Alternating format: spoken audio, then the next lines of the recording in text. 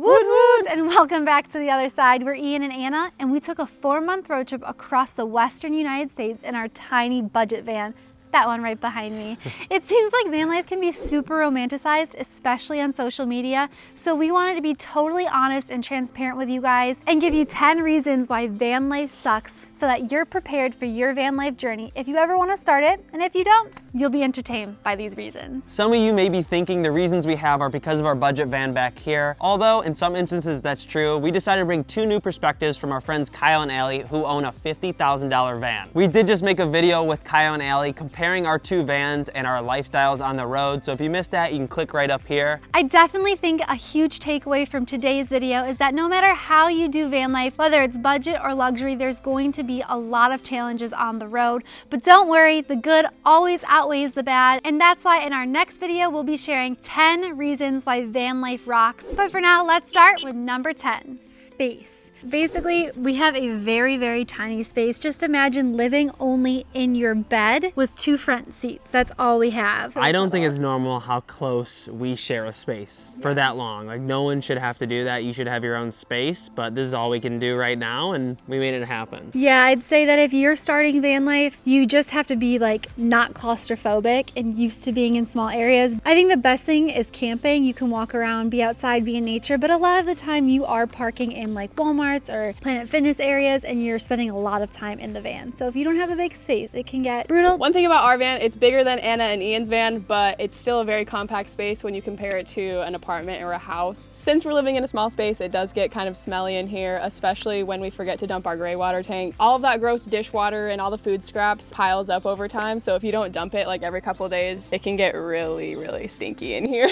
You can also air out your van very quickly, which helps as well if you do have a smell. Overall, I would say that is probably one of the lowest cons and issues we have with van life. Yeah, definitely not something that we're like too worried about. So when it comes to laundry, that gets super smelly. We actually put ours right behind Ian's, well, it's not your seat, the driver's seat. I drive a lot, and when it gets full, it starts to get smelly, and that's when we know we got to go to a laundromat. Oh, last thing I want to say about smells is farting. Like, it hot boxes in there. If you have bad gas, it's really, really, you know, it's like farting in a car, but it's like, that's your house. I don't let Anna eat cheese anymore. Oh, yeah, that's true, I don't. Number 9, sleeping. I'm already kind of a bad sleeper, like I just have been my whole life. Awful.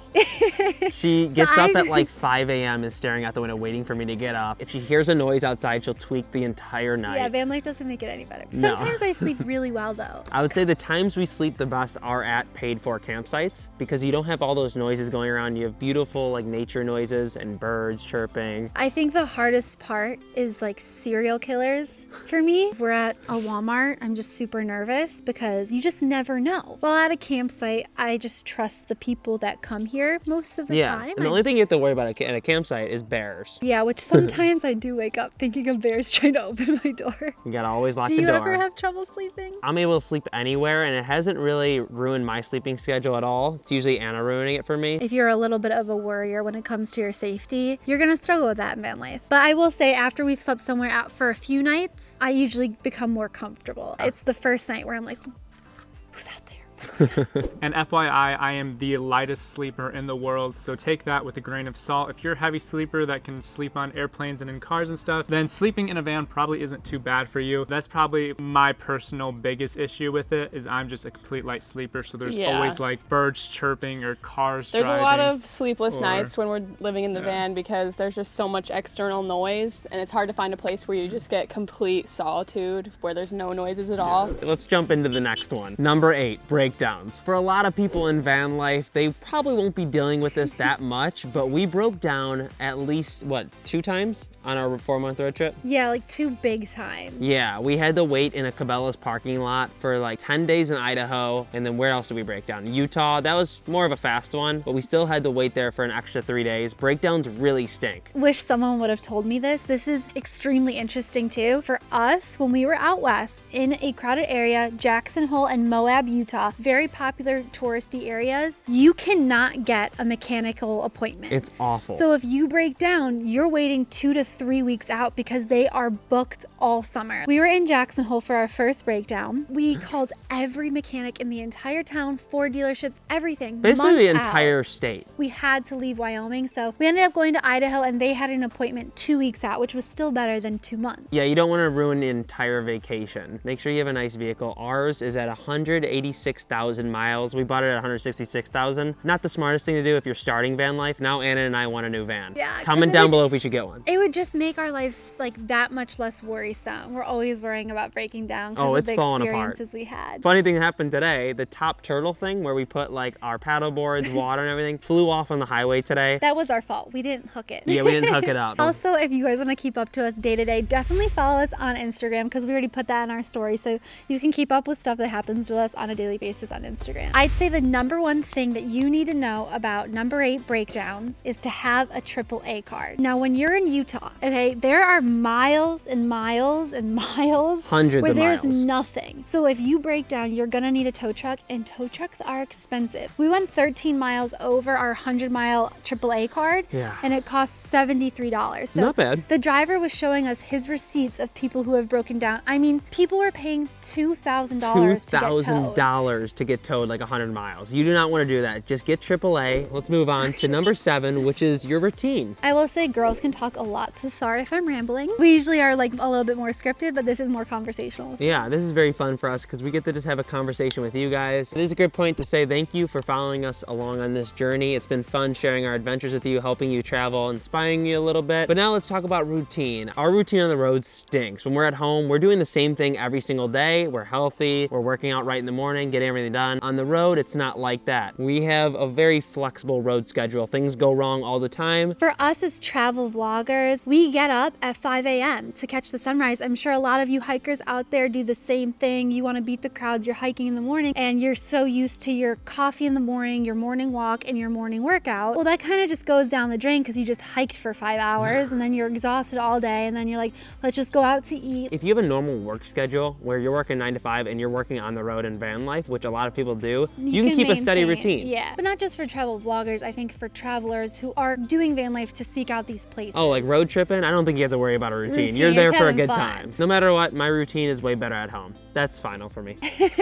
For us, it's a very inspiring lifestyle, so it really motivates me to keep a good routine. Van life, you really can't procrastinate as much as being in a house. You can't make excuses a lot like you do in a house. For gotta us, get it done. routines are kind of easier for us living in a van. Number 6, Wi-Fi and connection. This is probably one of the worst things about working on the road. It's like you're trying to work, but you can't because there's no connection, there's no Wi-Fi, and it really takes from your day. For example, right now we're at Ocala National Forest and we have okay bars, but if we want to post a YouTube video or something, You we can't. gotta drive 30 minutes to Winn-Dixie to get some Wi-Fi. Or even, let's say you're having a Zoom meeting or trying to email back and forth. Out in the middle of Utah and Wyoming, you're kind of off the grid. Working on the road stinks because of Wi-Fi, and it can get annoying a lot. I've heard some people love hotspots and they work for them. Others say that it doesn't work at all. If you got any good hotspots and you're doing van life right now, comment down below to help others. Up next is number 5, sleeping spots and adaptability. Every single night in van life, you need to find a place to sleep, whether that be a free campsite, a paid for campsite, or outside a Walmart. You've got to find a safe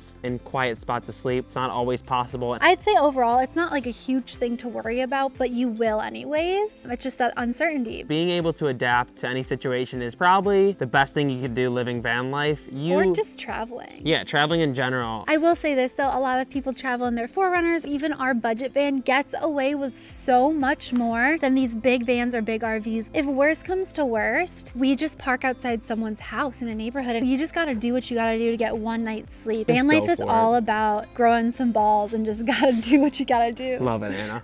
Love it. Speaking of sleeping spots, we actually stayed at all free campsites. We never paid for one place to sleep on our 4-month road trip. We're actually coming out with a USA road trip travel guide this May. Woo, It's gonna be a good one. We're gonna tell you all the free campsites, how we did it for $30 a day. Basically everything you know will be in that guide, so keep an eye out for that. Okay, let's get back into number 4, bathroom problems. For us, how we go to the bathroom on the road is at public restrooms mostly. If we're out in nature, of course, you nature pee, and sometimes poop. That's why you have the poop shovel. We share the poop shovel a lot on Instagram. We don't really use it that much. It's kind of a joke. We've used it on the 4-month road trip. We probably used it only 4 times, but it is a necessity. When you gotta go, you gotta go. A hard part for me is, which I've been getting better at, is going to the bathroom in the middle of the night. What I've been really trying to do is like train my bladder to go to the bathroom right before bed. During that trip, I was really bad at it, and I would have to pee like twice in the middle of the night. And if you're at a Walmart and it's closed, you really don't have much choice. And I'm gonna be completely honest with you. I peed in a lot of Walmart parking lots. I do not recommend it because it's really embarrassing and super like bad. And for you old people out there, I know your bladders are failing you. It's gonna stink even more for you. Our personal hygiene became such a problem on our trip. I remember I talked to my dad. I was like, Dad, we gotta shower. He's like, you talk about showering like it's the best thing in the world. I'm like, because it is. Planet Fitness's showers were closed in some states, so we ended up not even doing it. Right now in Florida, they're open, which is awesome. We love Planet Fitness. On the Oregon coast, we'd pull over in like a random parking lot and start showering. Cars are flying by. It's weird. You're naked behind a little tapestry, but you have to do what you have to do. You don't realize how much you go pee a day until you live in a van. The problem with our bathroom though, we had these high expectations for the Nature's Head toilet, which is what most van lifers end up buying. We were just finding a lot of problems with keeping it separate, so we decided not to go number 2 inside the van. We do go number 1 in the van, which is really nice. We can just stay in the van and go to the bathroom and just get it done with really quick. We don't really have to go outside or worry about it. Now is number 3, weather. On our 4-month road trip, it only rained 3 or 4 times. The luckiest human beings ever. It was great weather, but when it is poor weather, raining is the worst. We can't cook outside. It's very loud in the van if you're trying to sleep. I got a video on Anna's phone right here. Just listen to how loud that rain is.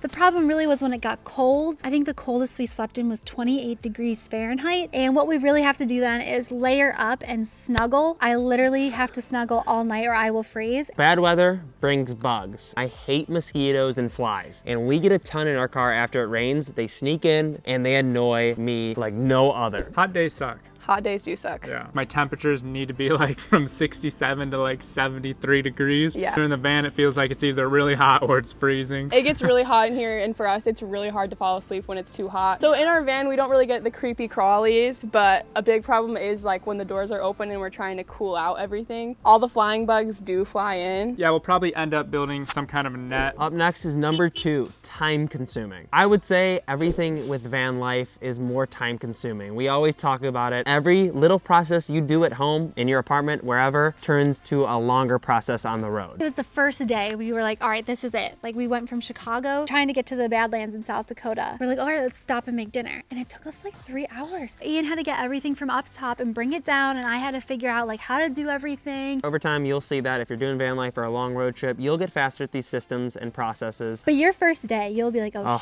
I know exactly what they were talking about. This takes so long. One thing that van life teaches is patience. It's gonna tear you down a little bit, but it will bring you right back up and it'll teach you so many lessons. So don't worry about the time-consuming effort. So living in a van, all of our daily tasks like doing dishes, keeping everything clean, putting away clothes, we find that it takes a lot longer than living in a house. We have to wash all of our dishes by hand since we don't have a dishwasher. Overall, living in a van is more time-consuming, but it also makes us stay in check a lot more. We're just forced to get things done, which is kind of nice. Lastly is convenience. I would say you have no conveniences on the road. Everything turns harder. Those of you at a house, an apartment, you should really appreciate what you have right now, because when you get out there, it's stripped away from you fast. Always say this is water. Like I just can't believe my whole life I walked from my room to the kitchen and just went to my fridge and put it against the fridge and water came out, like good clean water. I mean, it's not hard to find water, but you have to think about it. Like we have to fill this water up or we will die. Another big inconvenience is just electricity. We have a Jackery power station, but again, that's just something you think about. At home, you don't have to think about where you're getting your electricity. I find that just some kind of daily conveniences are a pain in the booty. For instance, this morning, our power was just completely dead. Our fridge isn't turning on. You can't make breakfast. Luckily, we do have a backup power supply. With all these these problems comes a lot of positives. In our next video, we'll go over those and why you should do van life. If you enjoyed this video, give it a thumbs up, comment down below. We love you guys. You guys have been so nice to us on Instagram, TikTok, and YouTube. We are so excited to keep bringing you on adventures here in America and around the world. See you in the next one. Woot woot. Yip, yip, riba, riba, riba. Oh gosh, I gotta go against